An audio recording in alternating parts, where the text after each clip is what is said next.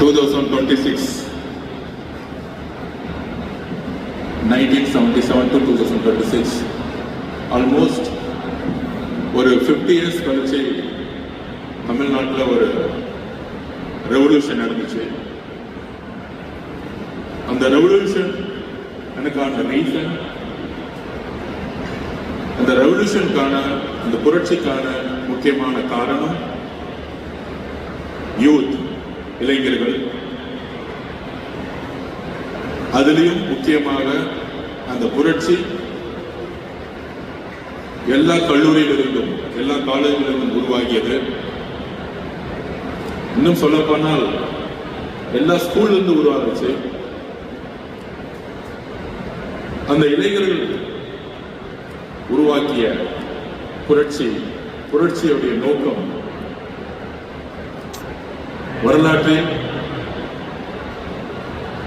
ஒரு புரட்சிகள் உருவாகும் பொழுது அதற்கான நோக்கம், முதல் காரணம் இளைஞர்களாக இருப்பார்கள்.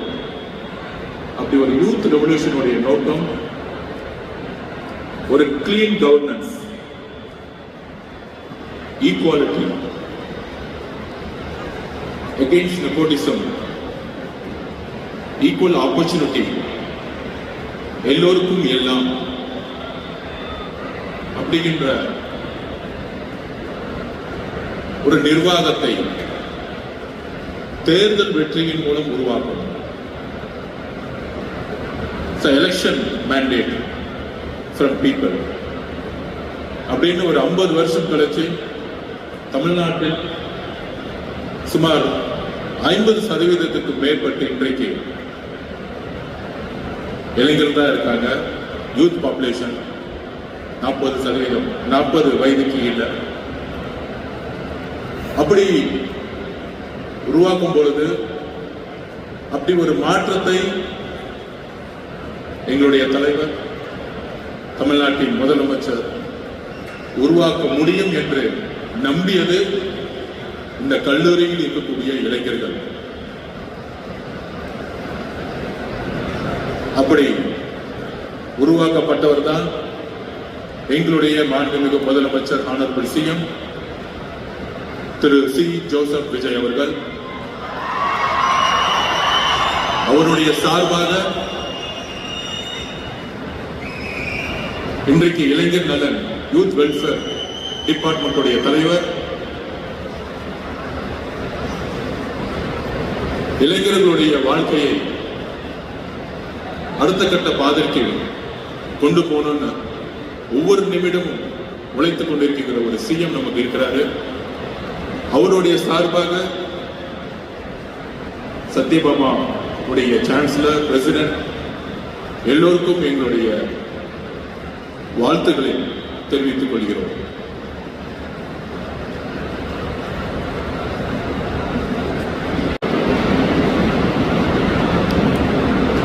தமிழ்நாடு பொதுவாக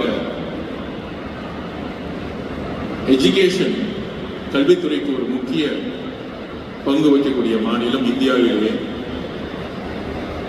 ஸ்கூல் எஜுகேஷனுடைய பிதாமகன், ஃபவுண்டர், மிஷனரி அப்படின்னு சொல்லக்கூடிய தலைவர் எங்களுடைய ஐடியாலஜிக்கல் லீடர், கொள்கை தலைவர், முன்னாள் முதலமைச்சர் கர்ம வீரர் காமராஜர் அவர்கள். அவர் உருவாக்கிய அடித்தளம் தான்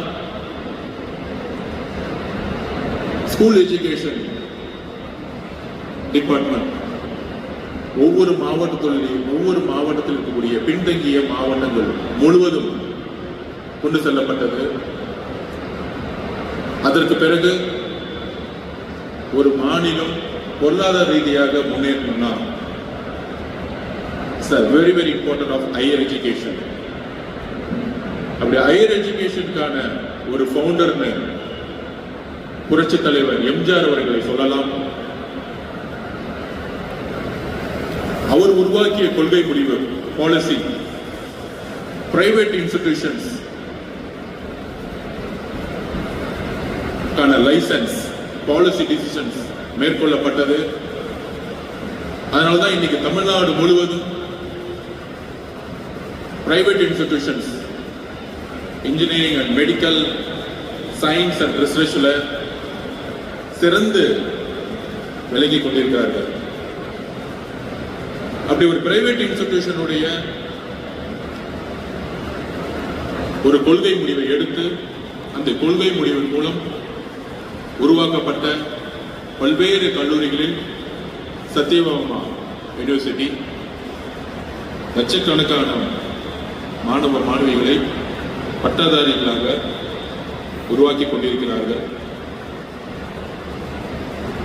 அப்ப நம்மளுடைய கனவு பொதுவா எப்படி இருக்கணும், இனிமே ஒரு கவர்மெண்டோடைய பாலிசி எப்படி இருக்கணும்? மாண்புமிகு நிதியமைச்சர் என்னுடைய சகோதரர் மரிய வில்சன் சார், ஸ்போர்ட்ஸால நாங்க 2 பேரும் ஒன்றிணைஞ்சோம். அவர் எப்பவுமே சொல்லுவார் எஜுகேஷன் தான் ரொம்ப ரொம்ப முக்கியம் கொடுக்கணும் அப்படின்னு. நான் அவர்கிட்ட சொல்லுவேன் ஸ்போர்ட்ஸ்லயும் சேர்ந்து ஈக்குவலா 50% 50% ஈக்குவலா கொடுக்கணும்னு. இப்ப கூட சொல்றேன், ஸ்போர்ட்ஸ் இல்லைன்னா நான் உங்களை பார்த்திருக்கவே மாட்டேன். அப்படி பாஸ்கெட் பால்ல 2 பேர் இணைந்து விளையாட ஆரம்பிச்சோம். எங்களுடைய தலைவரை கட்சி ரீதியாக நம்பியது அந்த டைம்ல லட்சக்கணக்கான இளைஞர்களும் பெண்களும். ஆனால் கட்சியில வந்து எங்க தலைவருக்காகவும் மக்களுக்காகவும் வேலை செய்யுங்க அப்படின்னு சொல்லும் போது எந்த விதமான தயக்கமும் இல்லாமல் உடனடியாக சிஎம் பார்த்து அன்றைக்கு ரொம்ப சீக்கிரமே கட்சியில சேர்ந்து தலைவரை நம்பி மக்களுடைய பயணத்தில் ஒரு பெரிய தொழிலதிபராக இருந்தாலும் காலேஜ் ஓனராக இருந்தாலும் ரொம்ப கிரவுண்ட் லெவல்ல இறங்கி அதுலேயும் ஆர்கே நகர் மக்களோடு மக்களாக இணைந்து எந்த அளவிற்கு கிரவுண்ட்ல இறங்கணுமோ அந்த அளவுக்கு இறங்கினாரு. அந்த வெற்றி, அந்த மக்களுடைய வெற்றியுடைய அன்புதான் இன்னைக்கு ஒரு நிதியமைச்சரா இந்த தலைவர் உருவாக்கியிருக்கார். அப்படி ஒரு அமைச்சரவை எங்களுடைய தலைவர் உருவாக்கி பார்த்தீங்கன்னா ஏழை குடும்பத்திலிருந்து வந்தக்கூடிய ஒவ்வொரு அமைச்சர்களை தான் பார்த்திருப்பீங்க. அப்படி இளைஞர்கள் மட்டுமே இருக்கக்கூடிய ஒரு அமைச்சரவை. இந்த வெற்றி 2 பேரால் தான் சாத்தியப்பட்டது. இந்த ரெவல்யூஷன், ஒன்று இளைஞர்கள், இன்னொரு பெண்கள்.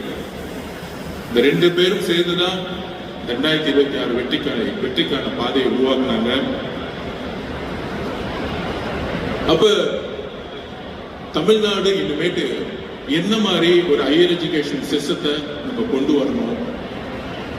தமிழ்நாடு எப்பயுமே ஒரு சர்வீஸ் ஒரு இண்டஸ்ட்ரி பேஸ் பண்ணி தான் எக்கனாமிக்கை உருவாக்கிட்டே இருப்போம். 92% இங்க இருந்து பிளேஸ்மெண்ட் ஆயிருக்கிறதா சொன்னாங்க. It's a big victory for job creativity. ஒவ்வொரு காலேஜ்ல இருந்து 95% படிச்சு முடிச்சவங்க வேலைக்கு செல்லக்கூடிய ஒரு காலேஜ் வந்து சத்யபாமா இருக்கிறதுல நாங்கள் பெருமைப்படுகிறோம். அப்ப ஒரு கவர்மெண்டுடைய முதலமைச்சருடைய பாலிசி ஆகட்டும், எங்களுடைய கொள்கைகளாகட்டும், என்ன மாதிரி ஒரு பாலிசி உருவாக்கணும்? 50 வருஷம் கழிச்சு ஒரு கவர்மெண்ட் மாறி இருக்குன்னா இனிமேட்டு என்ன மாதிரி ஒரு தமிழ்நாடை புதுசா வடிவமைக்கணும்? நம்ம சிங்கப்பூர்ல லீ குவான் இருந்தார். அவர் வரத்துக்கு முன்னாடி சிங்கப்பூர் ட்ரையா இருந்துச்சு, பொருளாதாரத்தில் நெருக்கடி, எங்க பார்த்தாலும் கரப்ஷன், ஒரு ஒற்றுமை இல்லாத ஒரு கண்ட்ரியா இருந்துச்சு. ஆனால் ஒரு தலைவருக்கான ஒரு விஷன் இருந்துச்சு. ஜப்பான், அங்க இருக்கக்கூடிய தலைவர்களுக்கு ஒரு விஷன் இருந்துச்சு. நம்மளுடைய குறிக்கோள் இன்னைக்கு 1.5 ட்ரில்லியன் எக்கனாமிங்கிறோம். ஆனால் ஒரு சின்ன ஒரு கண்ட்ரி ஜப்பான், ஆல்மோஸ்ட் நம்மளுக்கு ஈக்குவலான ஒரு கண்ட்ரி. நம்ம தமிழ்நாடு ஜப்பானோட இனிமேட்டு கம்பேர் பண்ணக்கூடிய ஒரு பாலிசியை உருவாக்கணும். ஒரு சிறிய கண்ட்ரி 4 ட்ரில்லியன் மேல ஒரு எக்கனாமி உருவாக்கப்படுது.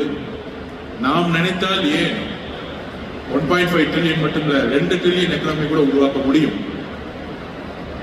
ஆனா அதுக்கான விஷன், அதுக்கான பிளானிங், அதுக்கான எக்ஸிகியூஷன் எல்லோரையும் ஒற்றுமைப்படுத்த வேண்டிய ஒரு கவர்மெண்ட் பாலிசியை உருவாக்க வேண்டிய இடத்தில் இருக்கிறோம்.